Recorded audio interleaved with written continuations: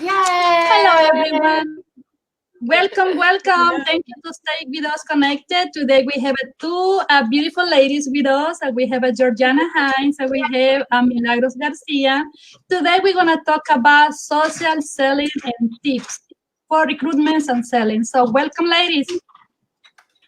Hey, thank you for having me. Ladies, beautiful ladies. Thank you, thank you. Okay, so we're gonna start it by sharing some tips how we're gonna be recruiting using different channels like Facebook, Instagrams, and YouTube. We're gonna try to make some differences how each one of them working. So we're gonna start by welcome our two guests, and then we're gonna start sharing some opinions about it. How you like that, ladies? Yeah. Sounds like a plan. So, Georgiana, you start. Okay, throw me under the bus first. So, for me, social media, I use it all together. I think it's all interconnected, but I think my favorite channels of late have been Instagram. I like Instagram because it's visual. I'm a visual learner. It's graphics. I love photos. Even when I blog or do YouTube, I always add pictures. But I like when Instagram came out because you can. It's not as scripted as some of the other media channels. It's something. I mean, Milagros does an amazing time with her YouTube, just keeping it live and fresh. I am not that kind of person. I have to edit and I have to, tweak things. I do live videos, but I wasn't so great at doing a lot of lives like Milagros. So for me, Instagram was awesome because I could just take quick snapshots and then post them and interact with a lot of people that way. And I feel like a lot of people are like passively on Instagram because it's sort of like Pinterest. You can scroll through and flip through the pictures, and then when you see the pictures you like, you follow, you read the comments. So it's like a different way of building a community and relationship with people. So since I was on Instagram, of course, my business goes wherever I go. So my business came onto Instagram as well. So within the last year, I just created two separate channels. One is my personal channel where I post what I'm doing and what I'm living, like my entire life. But then I have one specifically for Avon, and of course, a little Avon trickles into my personal. But for me, you take your pictures, you post them, you can schedule them out. I'm huge on scheduling, so I love that Avon Social gives you beautiful pictures. So I try to organize my photos from Avon Social with my personal photos. And I always recommend to my teammates, everyone I talk to, that you should definitely have photos on there that are yours. Your Pinterest board is a collection of photos that you've pulled from everywhere and that you're just sharing, but your Instagram page is really you. It's really personal. It's what you're doing, what your photos are of, places you've been, things that you've been doing. So I try to take Avon Social and partner it with my own photos. I might either pick a color scheme that I'm working with, or I might have a theme, whether it's like Avon convention or summertime. So I try to find the theme that I'm working with, and then I try to schedule my posts accordingly. I plan ahead. I have a busy schedule, so sometimes I can't get my photos up every day. So I like to create a schedule. I try to post, 1 to 3 photos per day. Monday through Saturday. And then I also try to schedule ahead of time. So I'll either plan out my entire week, or if I'm good, really good, which is not as often as I would like to be, I'll try to have a whole month scheduled. So the fact that I could do that ahead of time saves me a ton of time because I don't have to keep checking it. I don't have to keep going back in, and I can take the time just communicating with my followers as opposed to creating content. So it saves me a ton of time to do like a batch of photos and images. And then when I plan ahead, I can put them all out and color coordinate, organize, theme, color, etc. Okay. So Milagros, do you see? I love that tip. Well, first of all, I didn't even know that I could schedule things on Instagram. You can schedule everything. Wow. Oh my God. So that's okay. I have this question. I see on Instagram a lot of sellers. you say Instagram most like it's like a to post your personal life, but you also have the business account. What difference does it make, or how is the best impact for you to have buyers without being seller, and also be so obvious to offering a product? Well, even though I do have it separate, I do try not to be super salesy. Like I said, I try to keep it fun and lively, and I do try to mix up like my personal type of images, but my business channel is where you'll see it's like more product oriented. It's not as much of my other hobbies. So I'm involved in a lot. I have my day job, which is architecture. I knit, I crochet, I love sci-fi. So by focusing that channel, like when you're there, it's beauty, makeup, fashion, and that's what the focus is on. So my followers for that channel are people who are following that topic. My personal channel, I have friends and followers who are into sci-fi like I am, who are into crochet, knitting, and crafting like I am, who are into planners. So my personal page is kind of more of a mixture, and then my business page, it's not see this for $12.99 and buy it. It's also, how to use this product, how to, what I love about this product. Sometimes it's just me doing a get ready with me video, which is me just doing my hair or my makeup. But it's more focused. It's like 100% Avon. Okay. Well, for me, for me, I think I have a mess in Instagram already. I think I have all mixed up because I do not have a personal account. What I do have is a business account, and I don't know exactly how to work it, honestly, because okay, I put a lipstick. I'm trying to describe what I'm wearing, and if I have a family picture, of course I'm gonna post it, but honestly, I don't know what I'm doing on Instagram, so I would like to have a better understanding. That's why you our guest today, because we need someone who teach exactly how it really work and how we can profit from. I feel like, if you do have one that's a combination of both, for years, I actually had everything in one spot and it was working for me. I was building up my followers for both, but I kind of just decided last year that I wanted to keep my business and my personal, I didn't want to have anything interfere with Avon. So that's why I separated, but you can totally keep it all together. Don't feel the pressure to separate, because at the end of the day, it's yours and it's representation of you. So for me, my personal page in the past, it was Avon and everything together, and that was my life. That was, that was how I lived. So it was okay.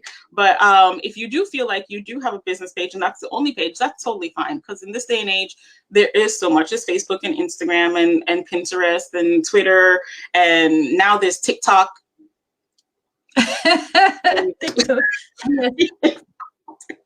So you kind of have to do what works for you. Yes. We have to learn TikTok now. You're gonna be surprised that my niece, she's visiting me today, and she's only like 7 years old, right? 10 years old. You see, I'm losing even time. And she said, if you have a TikTok already. And I said, no. And she said, look, I have mine. And she started doing that little things and the TikTok. And I said, oh my God, I'm way behind. So our next video will be like a dance coordination. Yes.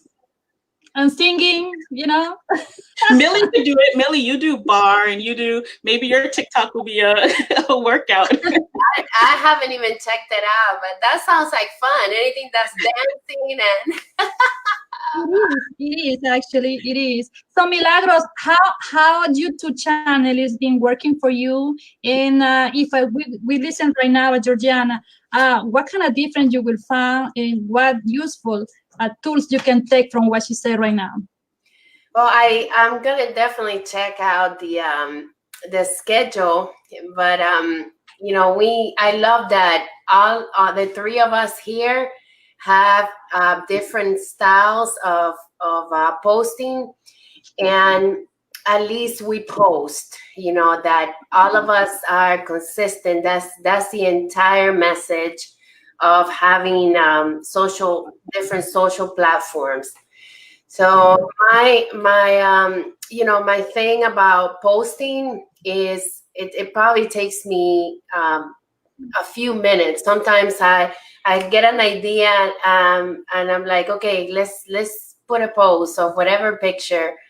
And Georgiana talked about color schemes, and I did watch a YouTube video, someone you know, focusing on a color scheme in order to get the pictures to look right.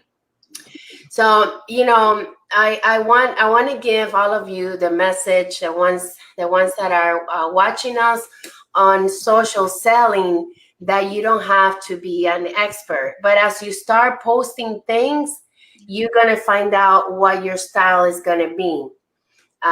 You know, like Georgiana, she has her style that she developed throughout the years. And then she mentioned that she had 2 Instagram accounts. I don't even think I have you on the other one. Follow. I keep one, even though I'm not consistent with my postings on Instagram, but my major social media is Facebook. So for me, I choose Facebook because I can do more. I feel more comfortable to share my story other than Instagram. But I manage other social medias. I try to get different postings to work on my pages. I remember, and I would like to share this with you. I used to do all my live videos. I used to do them on my timeline, on my personal Facebook.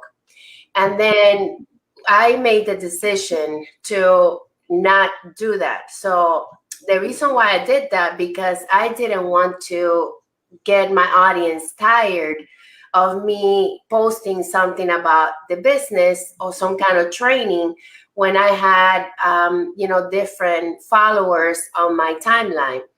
So what I did, I created, right now I manage 15 Facebook pages. Imagine that. Wow. That's a full-time job right there. How do you do that? But the way I do schedule my post on those pages, so if I'm going to post something from Avon Social, you will see that it goes to all my Avon pages.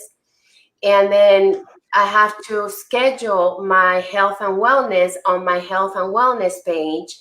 So I create 3 different categories. The Avon category for recruiting and sales on my pages. And then I have my health and wellness, and then I have a page in Spanish. Mm-hmm. And I do schedule those. But I started making videos on my pages, and I was by myself. I was like, this is not working. What is everybody?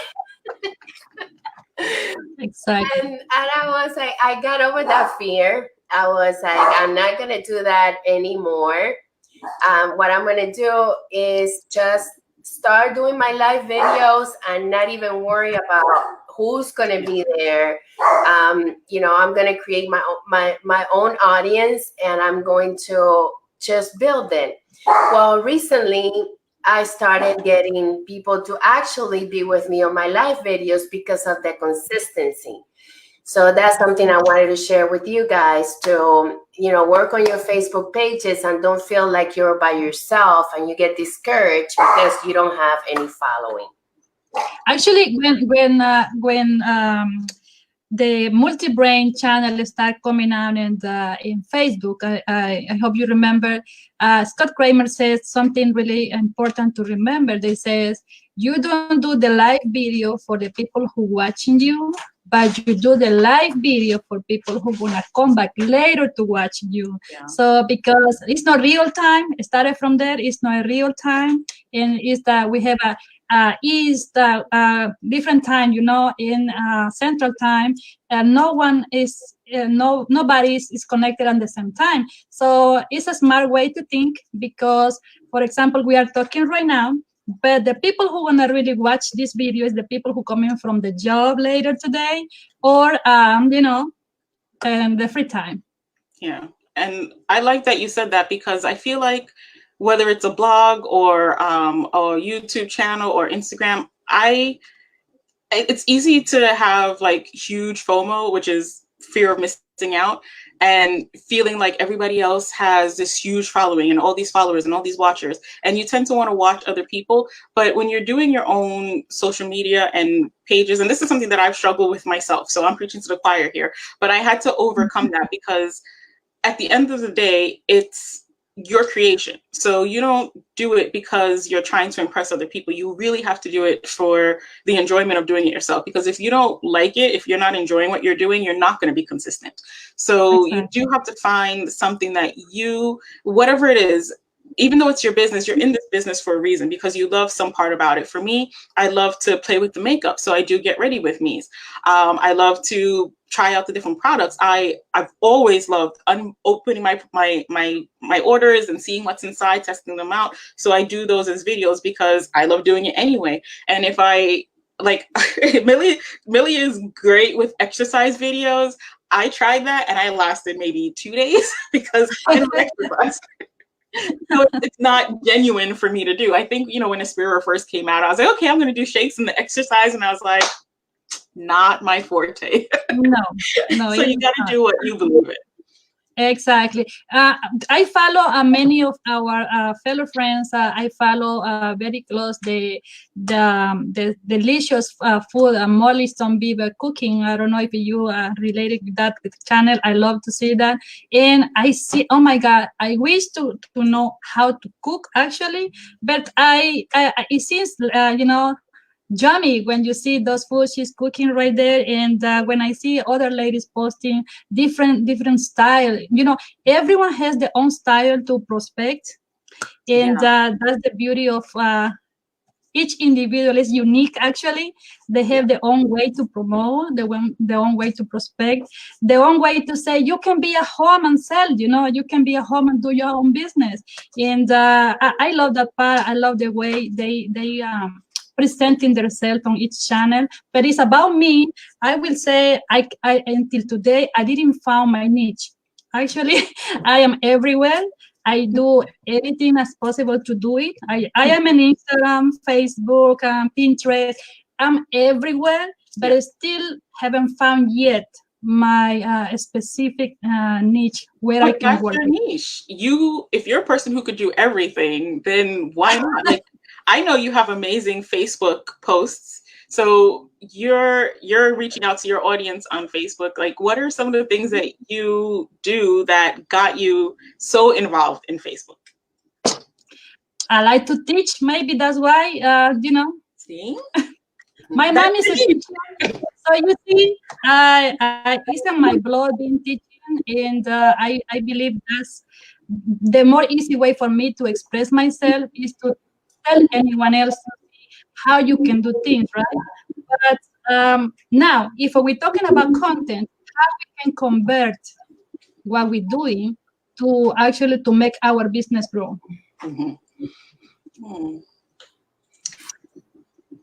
Should I go first? Again? Yep. Content is an interesting thing. Everybody has their own theories on the type of content, and I've been in a lot of different groups and they've got percentages, but again, at the end of the day, I feel like it has to be something that you will do consistently, that will be unique to you, and that you actually enjoy doing. For a while, when we first started on, you know, creating our Facebook business pages in our company, there was this huge thing like, oh, you know, post a lot of pictures of puppies because people love puppies. So people will come to your page to see the puppies. And I was like, am I selling puppies? No. So, yeah, it's great because it'll bring a lot of people to like my page, but it's not related to what I'm doing. So I have to look at what percentage, what's the main focus of my page. So whether it's YouTube, Facebook, or Instagram, I try to think about what is the message that I'm trying to communicate. For me, it was, I said, you know, I should just stick with what I love. I love this company. I love the products. So you're going to see me using the products just in my everyday life. And I try not to make it like if I don't like a product, you're not going to see it on there. So I try to keep it 100% honest. And I try not to, I'm not going to post or share something because I feel like everybody else is sharing it, or because this is the thing that everybody's doing to get followers, because it's not genuine to me, and I'm not going to continue doing it because I'm not interested in it. So you have, I think for content, you kind of just have to pull back and get like an overall picture. I mentioned earlier that I love to plan. I keep everything in my planner, and you guys might have even heard me talk about it before. I use a boss agenda to plan everything. Actually, by the way, you have to show us that planner because I wanted to see it. So this planner it's the boss agenda. It's something Emily has hers. It's actually something that I came up for my business because, you know, life gets crazy and you get a lot of stuff that you're working on at once. And it's hard sometimes to balance the day job and the evening job and the family. And I found that for me, it was just better to write everything down. So when I'm planning, even now, like I'm working with you guys, I'm taking notes on what you guys are saying. So for me, like I put everything in one place. And then for my calendar, I can't show you my actual, like a full calendar because I have, you know, names of my appointments and things in there. But I'm going to see if I can show you, like, it's just a blank calendar page that I use. So I make my list on this side of all the posts that I want to go out that month. So next month is April. When's Mother's Day? Don't tell my mother. April or May? Mother's Day is coming up, right? May? Okay. Yeah, May 10. So like, Goodness, like St. Patrick's Day, Mother's Day, all the events that are coming up here and what post I want to do. I also have a notes section at the bottom. So as I could use that to track my blog posts, my Instagram posts, sometimes a color scheme. And then on my daily pages, I have a section for notes. So usually on this page, let me see if I have a page that I can show you where I was brainstorming. I will try a page that doesn't have names on it, but I try to put the videos that I'm working on for, well, actually it starts the week before. So let's see if I can do this without showing anything. Nope, I've got meetings and appointments with people on it, but I'll show you a blank page. So I have to start like the week before. I do like a blueprint for the week ahead. So on this page, I plan out what I'm going to be posting for the week, what my focus is on, how many blog posts and everything. And then on that day, I work on the page, on the post. So I might brainstorm my ideas.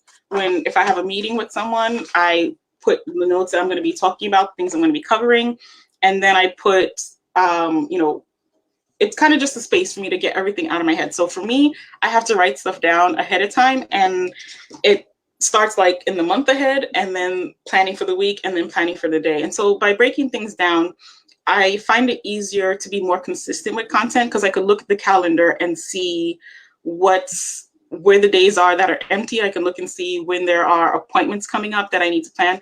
Sometimes you guys might have seen on my page, we had an emergency in our house that threw everything out of whack for like a full year, but just mentally being able to come back to my planner and get back on track was a huge help. So for content, keep it real, keep it unique to you. And I would say plan. For content, I think if you have something planned out to fill in the gaps, it runs a lot smoother. And then if you have extra for that day, you can just add in more. Okay. Wow. Well, few people say hi. English and Spanish ladies are connected, and they say hi to you, ladies. And yep, we have many people connected, so welcome. And Milagros, how worked the planner for you, Milagros? Because for me, honestly, I know what I have to do, but and I get it done. But I'm not used to a planner, actually, Georgiana. I'm trying myself. My kids, they follow in the planner. You know, they're in the school, they have to follow the planner. But I'm myself, I say, I know the things I get to get done daily, but I'm not seeing myself that tight like you, Georgiana. To be honest with you, it's not tight. I am not that person that there's an area in the planner for those people, because I know they're out there, you set your 9 to 5 and you have everything for every hour. And there are days where I plan that down to the wire, but there are days where I just have a checklist. So I think that's why it's important to have something that works for you, that's flexible. But I love it because you know what things to be done during the day, especially if you have 2 or 3 jobs like you mentioned earlier. So I think it's depend of the things we have to do, right? But I really love it, and I think that's a very useful tool for those ladies who like to organize themselves. And if anyone want to get it, Georgiana have a lot, so feel free to reach out to her. So, Milagros, how the agendas work for you? You are organized? Are you working daily? You have your own agenda? Yes, and I also want to mention something that Georgiana said, and it was, so true about, knowing what your style is, what your followers like. For example, I started my following with the baskets, and I didn't even know that I had that many following until my videos started getting out there. So I became the basket lady. So it's something that when the people look at my name, it's how as a basket lady. But that is true, and you have to put content that you really feel like that's what you can relate to, and that's you. I use my calendar. I'm very faithful with what I write down in my calendar. However, I use it a little differently. I set goals. For example, if I start the week, I set goals for that week, and sometimes I set goals for the whole month. But then I focus on that week. So I said, okay, this week I'm going to work on posting one video every day in different platforms. So that way I mentally know that I have to work on that. And then I have to create a video, whether it is a video that I'm not live or a video like this video here. Once I'm done, I will just like the video we did together, I will save it and put it on my YouTube channel. So my goal is to create content for video content every day, Monday through Sunday. Then I have my social, my Avon social listings where I'm able to schedule them ahead and I don't have to worry about that. But then, being consistent with what's on your calendar and the goals that you want and the reason why you want to get to those goals. For example, if I'm struggling with my team sales, so I said, okay, my team sales are struggling right now. So I need to focus more on product review. I need to focus more on bringing in more team members. So then I have to do recruiting videos. So what I do, I mix both of them together so that I can work on the area that I am hurting. Another example, a few years ago, I told my husband, I want to reach silver executive leader. And I was not even halfway close. So I was like, how am I going to do that? I have the leaders, but they're not working. So, I started creating a plan, not looking at what was impossible. I was looking at what I can do on my end. So my goal was to get to silver executive leader. Guess what? I schedule training consistently. I mean, training on YouTube. I started doing videos. I started doing trainings on my own. Like if I had a whole audience in front of me, but I was just standing in my training room and doing videos and posting them on Facebook and just, directing different messages so that my leaders can start working. because it's not only attracting new people, it's that your leaders take on to the message and they start working and recruiting and doing their job. We can't force them to do their job. So, you know, I was giving out those messages looking at my title and Me Too title. Guess what? In campaign 26, I title to Silver Executive Leader. It was like, I'm like, the power of just overcoming everything that you have in your mind and just looking at goals. That's how I use my calendar. So, you know, if you guys want to create some kind of social following, just make sure you know what that kind of following is going to do for your business. So, for example, you're going to start posting about a product, so you have to be consistent about, you know, your postings about the products and sharing your website and putting it in different platforms. But the key is to be consistent, so those sales and that following can come with time. It's not going to come because I posted one video or I posted something that created thousands of views. It's going to come with time. So that's how I use my calendar, and that's the power of my calendar and journal. Since we are talking home, let's talk about how we're gonna keep working, prospecting, promoting, recruiting, selling from home. So everyone now is at home because of the situation we're facing right now with the virus. And how you guys are organizing yourself? Personally, I keep promoting, I keep posting, I keep talking about positive things, you know. But how you guys are doing? How you handling the sales right now? I know Georgiana do her 100% online sales. How you doing so far, Georgiana? This year is looking good, thank God. I think it's weird because it's different and it's definitely hard in this atmosphere that, you know, things had to change. But I was talking to Milagros the other day and I was saying it's different, but it's the same, because it's just a chance for us to continue to do what we've been doing. And I'm looking at this as an opportunity to become more efficient, to get better, to improve myself. I'm looking at how much time I used to waste in commuting that I can now use differently in my business. Like I always use that time, you know, working on my phone to do social media posts or to catch up on either practicing a new language, or like I always use that time to improve myself.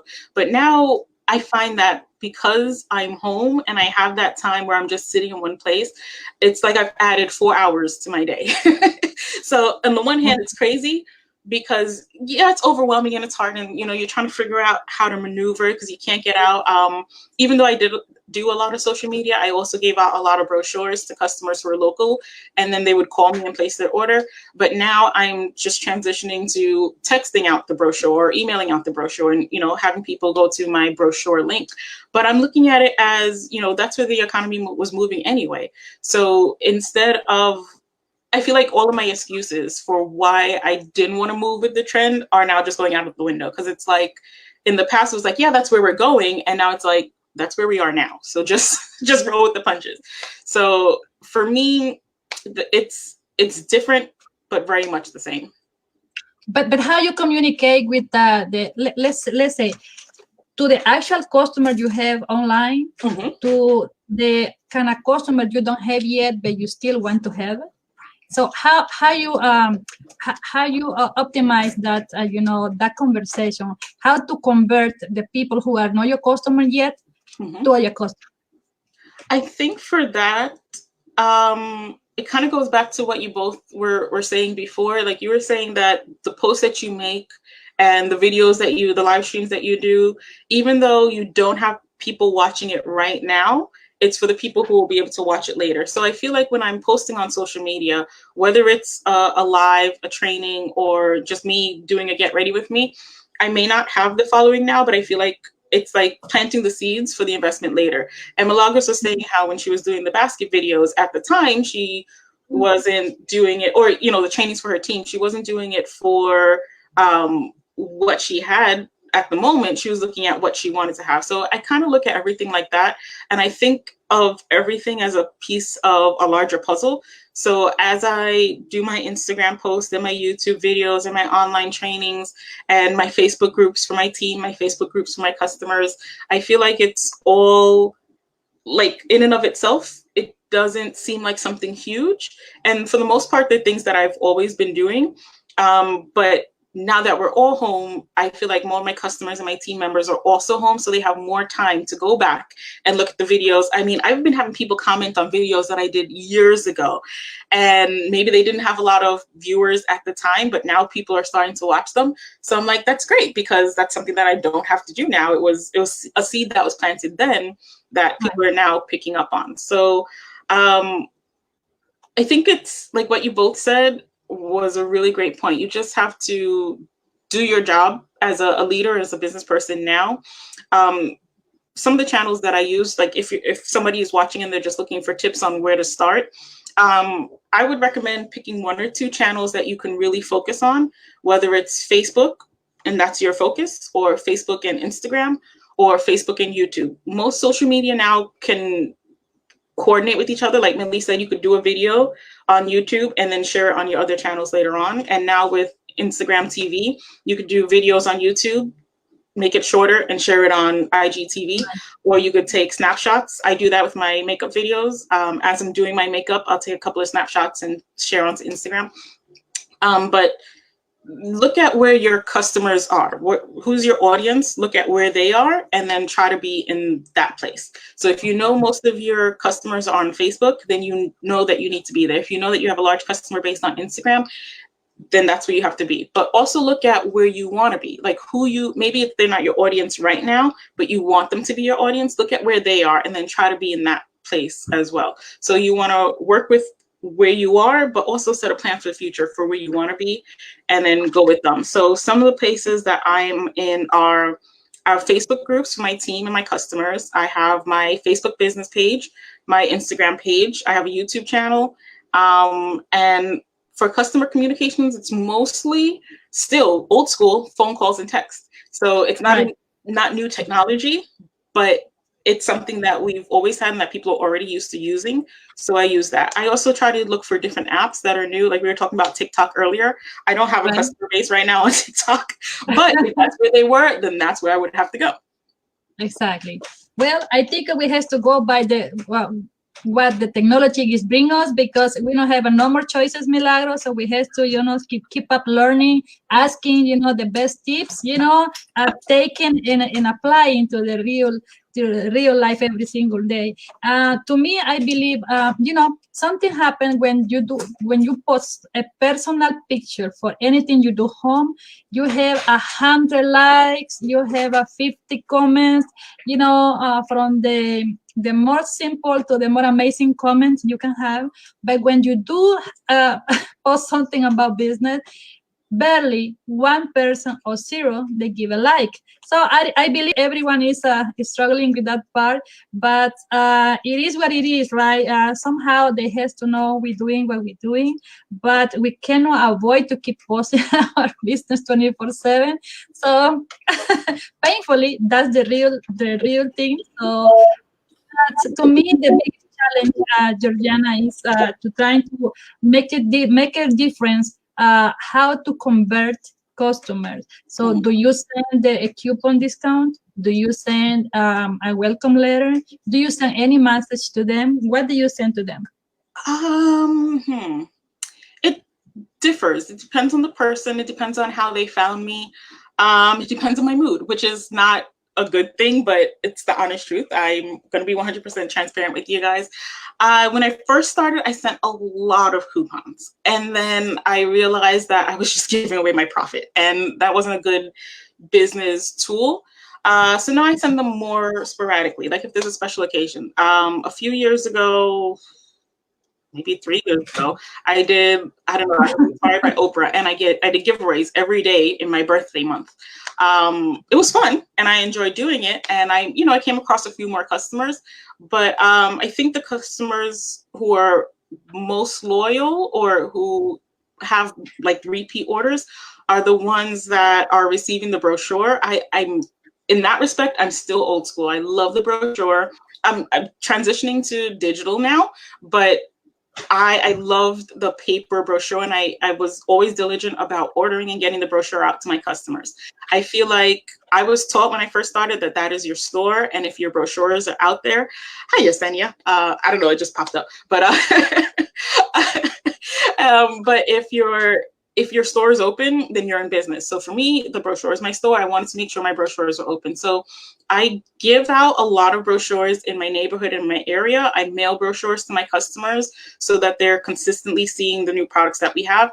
And then I look at my social media as me interacting with the brochure. So like earlier you were saying that sometimes people will comment on a picture of you, but then you'll post just the product and then you'll get nothing. So combine them, put them together. I make it so, you know, this is me with the brand new product. I'm going to try it out, guys, come along. And then when I put it on, now it's like my face plus the product. So now I've just increased the interaction. So sometimes people don't know where to start, what to use. There's so many products, so many brands out there. Sometimes just using it, like for me, I have oily skin and huge pores. So I try to share, okay, these are the products that I'm using for my oily skin and my huge pores and my acne scars. There's no shame in my game, but there might be someone else out there who has a similar problem. And I get a lot of texts from people or emails who might say, you know, I have a similar problem. What do you use? I saw you do a makeup tutorial and, you know, your face, these are products that you use on your face, but which of these products do you recommend for my skin? Right. So I think being that person who can answer the questions, sort of setting yourself up as the expert in your field, helps that conversion, because people don't know where to go or where to start. So it's our job as representatives to close that gap. Also, Regina was our guest like 2 videos ago. I'm not saying days, 2 videos ago. And she was mentioning that her technique is she found a local business. She asked permission to the owner and for the establishment, and she placed the brochures and like you know, like the sign of take one for free, right? So I think this is another way also to be exploring different places to get customers, to convert them, you know, to loyal customers like you mentioned, because somehow the community still has to know that we are there, right? Online, but we are there. Yeah. Yes, and it's true.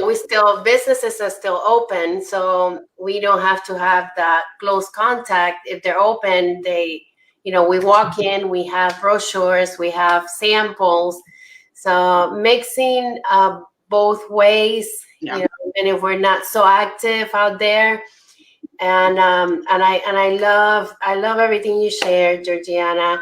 I also want to add, you know, with what you said, Ana, about posting fun picture, that happens to us all. But you know, if sometimes I see that when I mix something, you know, from my Avon social and I add it to my stories are huge with Facebook. So I try to do mini videos on Snapchat, and then you know, if I am outside, I'm doing a little video or a barbecue. And then when people are looking at my story, they're looking at barbecue, they're looking at chickens, they're looking at, you know, different things that I post. But then it comes the Avon social with my page, maybe a video that I did on a live that I post in there. So mixing personal with business has given me, my stories are going up in viewers. The other day, one of my stories had over 200 views. Nice. Yes, that was huge, because I started with just, you know, 2 or 3 views, and you know, I was posting every day. I post on my stories every day, and people have found me there. So we have, I'm sorry to interrupt, Milagros. We have a Maria del Mar from Puerto Rico, and she said 1 minute video is worth 1,000K, right? So, you agree with that? Right there, as you can see. There you go. There you go, right? Yeah. So we have Yesenia from California, Eli Guzman, Cecilia Madali Cedeño, Rosa de la O, Onilda. It's many ladies connected. I think all of them are related with this conversation today. And any tips for anyone who ever sells something online, Georgiana?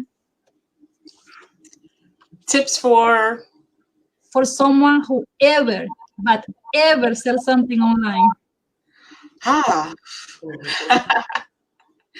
Okay, so if you have never had an online customer before, first and foremost, know that we all started at that point. I didn't just like start selling online. I had customers trickle in.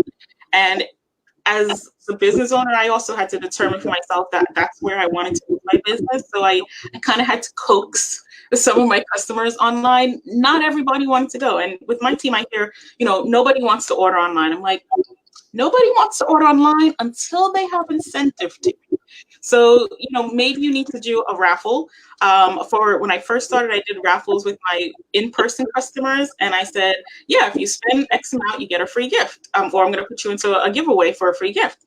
And my customers who I was delivering to, they said, well, how comes I'm not in the raffle? And I said, because you didn't order online. It's an online order raffle. So if you want to be in the raffle, or if you want that free gift, you've got to order online. And then they were like, I want a free gift.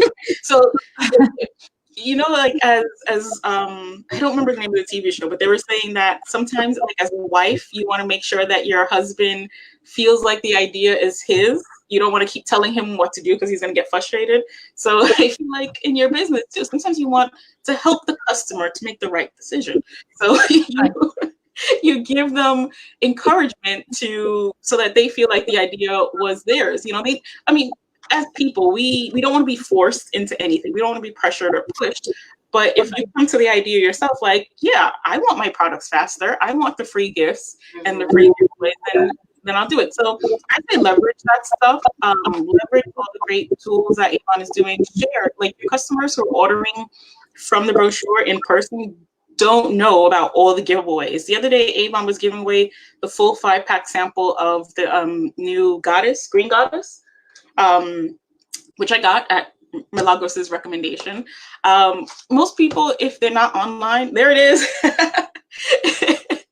If they don't know about it, then they're not going to go there. If people don't know the benefits of ordering online, that you get your order faster, that you get all the giveaways that Avon has. Some customers still think that if they order online, then you won't get the commission. So half of it is debunking the myths that are out there, but you won't know what their fears are unless you talk to them about it. So some people are afraid of entering their credit card information online. So show them the little lock symbol at the top of the Avon website that shows them that their account is on a secure link. Some customers aren't good with computers. So when you're telling them order online, they're saying, well, I don't know how to do that. You might have to show them the first couple of times. I still have customers, like I said, that call me and I help them put their order in, and we will always have that relationship. I'm okay with it as long as they're okay with it. So, don't get discouraged if you haven't made an order yet. They're going to come. You're muted, Anna.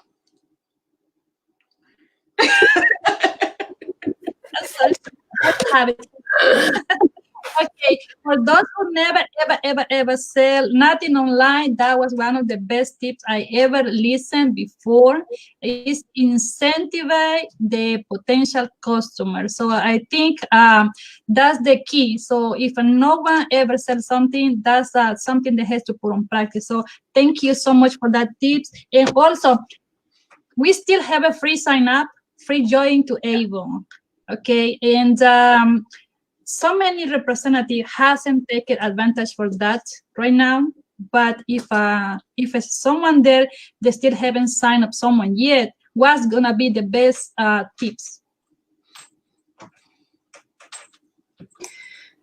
Reach out to your list. That's what has given me the most results, to just go through your friends, click on that friend's message and just say, hi, how are you doing? I'm checking up on you, and just establish that relationship.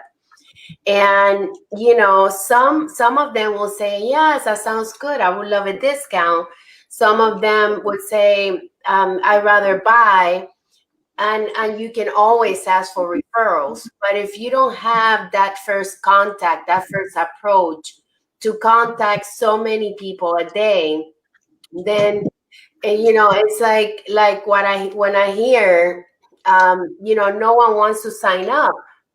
And I said, I don't agree with that. I believe that you just haven't asked enough people for you to have that average of them signing up. Mhm.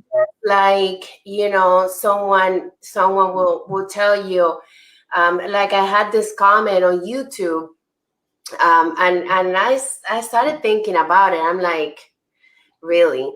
So this person, she said, after Christmas, and now we're in March. After Christmas, everybody spend their money.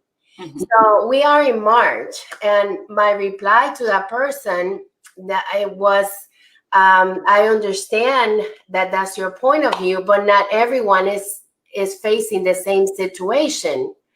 So you might think no one wants to buy their products, no one wants to sign up, but in reality, it's just that percentage that you have reached out that is so small that you're not going to get the return of getting a bigger average of people that you are contacting.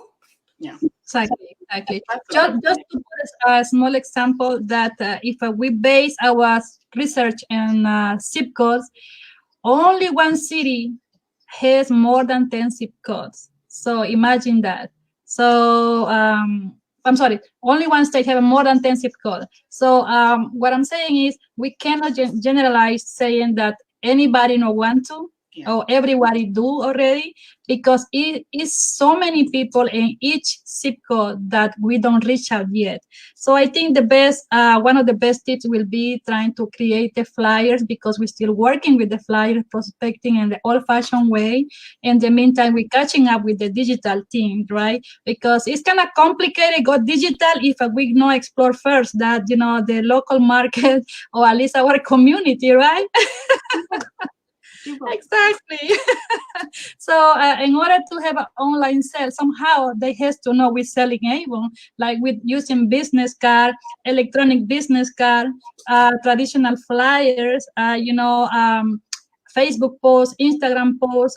Being on social media is about do everything, and I believe that for those who haven't started to recruit, this is the moment they have to start thinking what they can do to attract all those people, instead to say nobody wants to or already everyone is into, Yeah. right?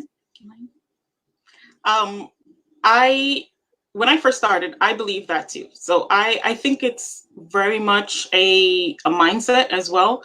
When I first started, my district manager, I had no recruits. I was not President's Club. I think the most I had ever sold was $100, and I was not a top seller.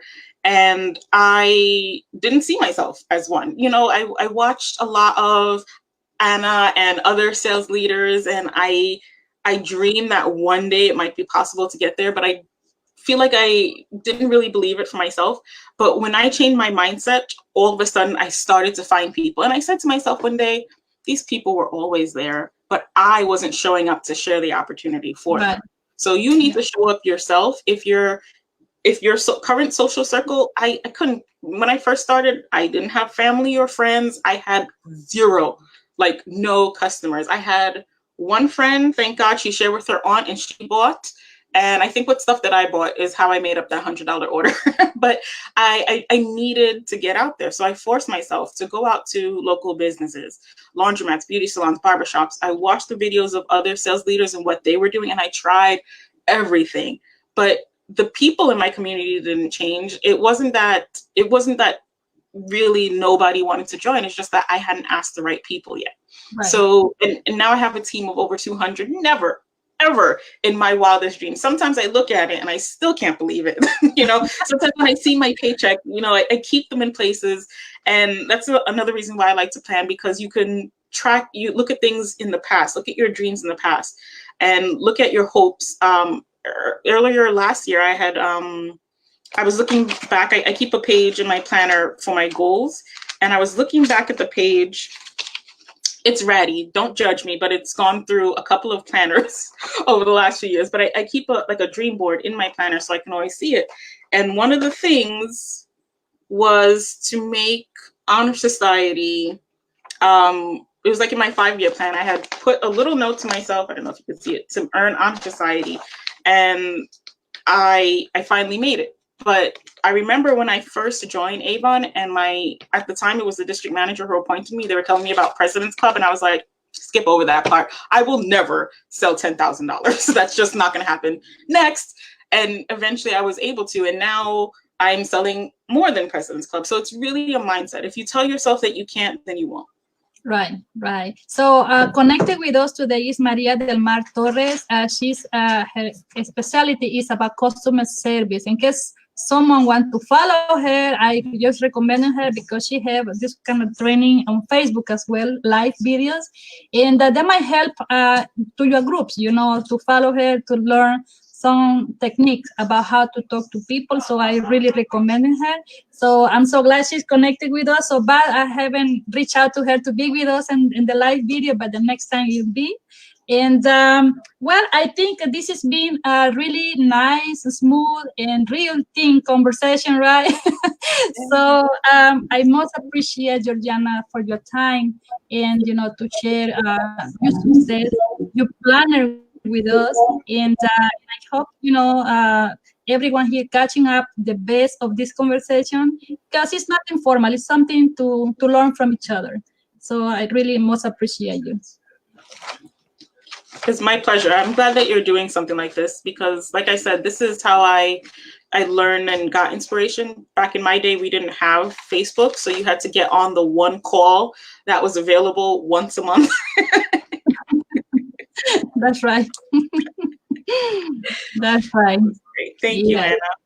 Oh, you're welcome. Anytime. And Milagros too, thank you so much for this connection, amazing connection with Georgiana. It's so much to learn from, and I think everyone will be happy today to be seeing her, listening her. And maybe one day we can do an Spanish with Georgiana like this. We can, I could do Spanglish. It's not that great, but I'm working on it.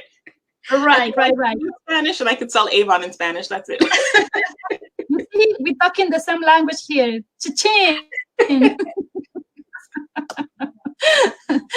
Thank you, Milagros, so much for this amazing interview as well. So that's all we have today. Today is Wednesday, and I appreciate all of your time to be connected with us. So until next time, and I appreciate both of you. Tomorrow. Oh my God. I always forget Georgiana. She has made this commitment. She said, Ana, we are off all this time. We have to do video every day. And I said, really? Can you believe that? Oh my God. And I said, so what are we going to be talking again next?